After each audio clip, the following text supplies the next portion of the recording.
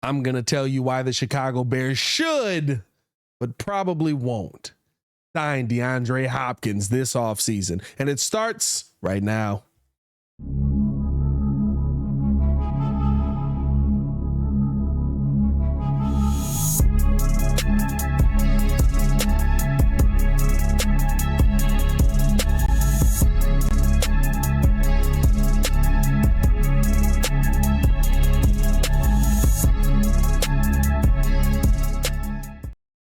Now, if you are new to the channel, please like the video. Please subscribe to the page. We do talk Chicago sports daily on this channel. It's the only channel talking Chicago sports, how Chicago talk. So make sure that you get in tune with us, man. Is that my vacuum in the background? That's embarrassing. Hey, man, we're going to keep it pushing because I'm not stopping now because I'm recording this late because I got a lot to do tomorrow. But didn't want to get in on this topic because I wasn't able to get in on it on Friday because I ended up going on vacation with my lovely wife, little weekend getaway. It was great, but now it's back to the grind. And DeAndre Hopkins is available. And here's the thing about DeAndre Hopkins. I would love for the Chicago Bears to go out there and get him. The reason being is that DeAndre Hopkins is not the kind of player that speed defines, right? So I know the argument is he's 30 years old. Why would the Bears want to go get a 30-year-old wide receiver who hasn't played a full season since 2020? Well, here's the reason for me that I will explain to you. I think that it makes DJ Moore's life easier. But Pat, DJ Moore is here to make other people's lives easier. Yes, but that doesn't mean that you can't go out and get as many weapons as possible so that you can't single in on guys, right? I look at this as a situation where you can say, hey, guess what? I've kind of gotten my offensive line to a certain point. We're probably going to address that in the draft next season. Do I need to go out here and make a long-term commitment to DeAndre Hopkins? Maybe, right? Like maybe you need to make a 3-year possible commitment to a guy like DeAndre Hopkins who, listen, it needs to be noted as well that a lot of people didn't want him at 20 million. So you might be able to get him at less than 20 million because people weren't willing to trade for him with $20 million on his contract. So I think that needs to come in as a caveat as well. But I think the thing is, realistically, when you're talking about what Justin Fields can do, when you're talking about how this Bears team can run an offense now, you don't know where to attack. Oh, by the way, you have one of the youngest quarterbacks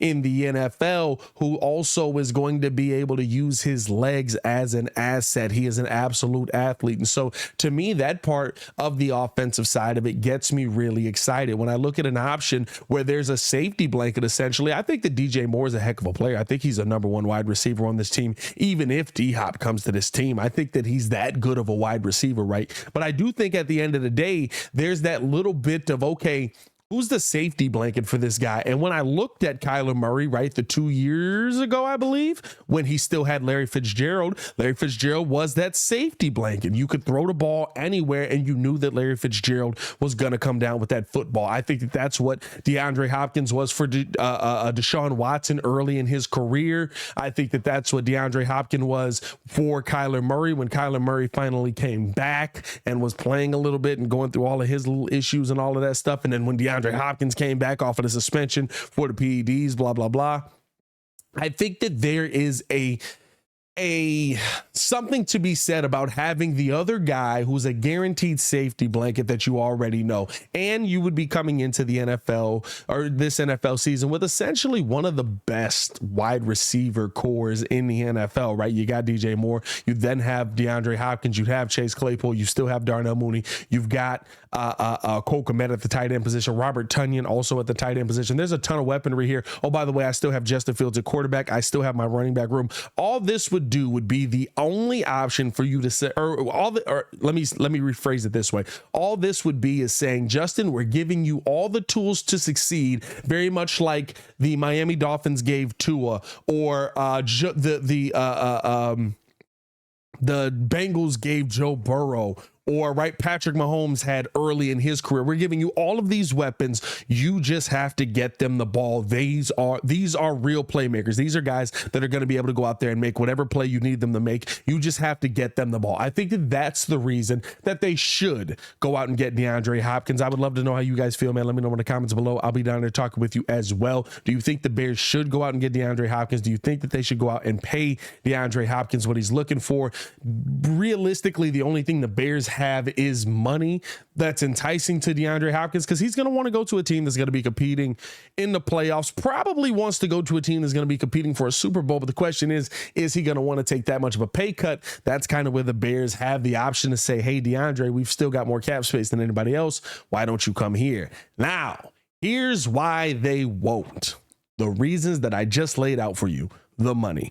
Ryan Poles is not in the business of throwing money at big name guys who are on the other side of 30. I do like what DeAndre Hopkins can do. I think that he will still be a very effective wide receiver past the age of 30, which is why I think the Bears need to at a minimum pick up the phone. But I don't think that they realistically will. I don't think you'll see DeAndre Hopkins in a Bears jersey, because I think that the age scenario of this is, hey, guess what? We've already got our number one wide receiver. We could possibly be in on Chase Claypool next season, who's going to have to get paid again if he comes out and he has the season that we're hoping he has this year. The reason we traded the that second round pick for him that ended up being the 32nd pick in the draft, which, you know, turned into a pretty good player.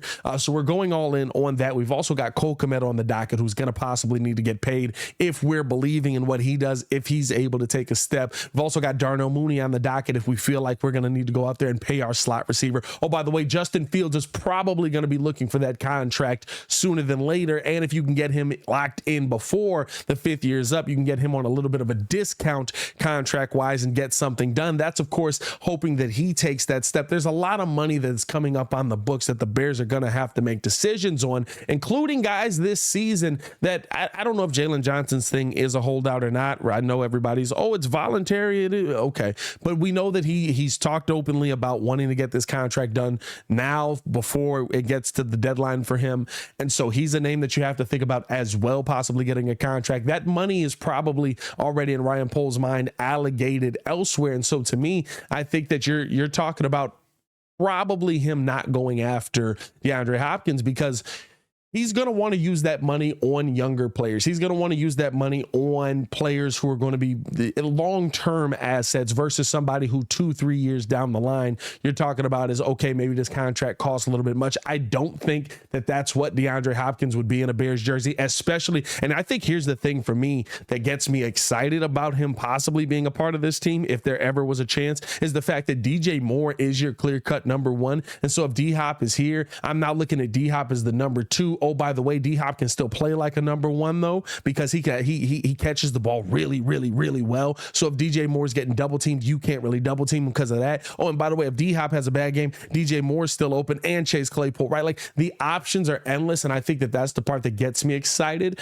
But realistically, you have to take payroll into account. You have to, and like I said, I think that D-Hop would be a guy that you could get under $20 million. I know that he's definitely looking for a big contract, but there weren't people that were willing to trade for him on that contract to guarantee that they got him. Now, maybe it's the fact that you're also giving up some capital with that as well, and you knew that they were going to move on from him. Sure, I could take that into account as well. I wouldn't be surprised by that, but I do think that you have to look at DeAndre Hopkins and say, okay, what does he bring to the table? Is it worth the price that we're trying to have? And is it worth it to go all in? Because that would be a move that, right, that's your offensive version of the Khalil Mack move. That's a move that puts you all in this season. That's a move that puts you all in trying to make the playoffs, trying to make a run in the playoffs this season. You also have to take into account, is your team ready for that? It's very much right. Like, I think of moments like this the way I think about how Deion Sanders talked about Jackson State, right? Deion Sanders believed fully that,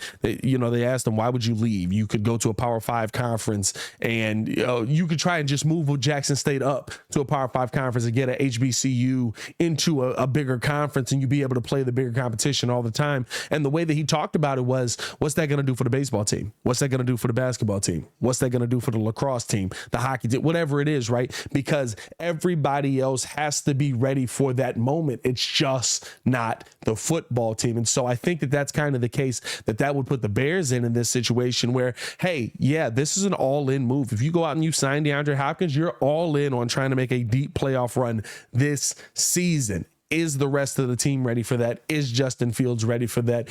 is your coaching staff ready for that? And they should be, right? I'm not saying that you're coming into the season hoping for less, but you also have to be realistic about, right, what's it do to a locker room if you make these promises that, hey, we're all in, and then all of a sudden, you know, we're a 7-8 win team and Deandre Hopkins is unhappy. Is he going to be the guy in the locker room that's making waves? Is he going to be the guy that causes problems? I'm not saying that's who he is, but when you tell me one thing and then you do another, you have to make sure you have all your ducks in a row so that doesn't happen. And so I think that that's something to think about realistically as well.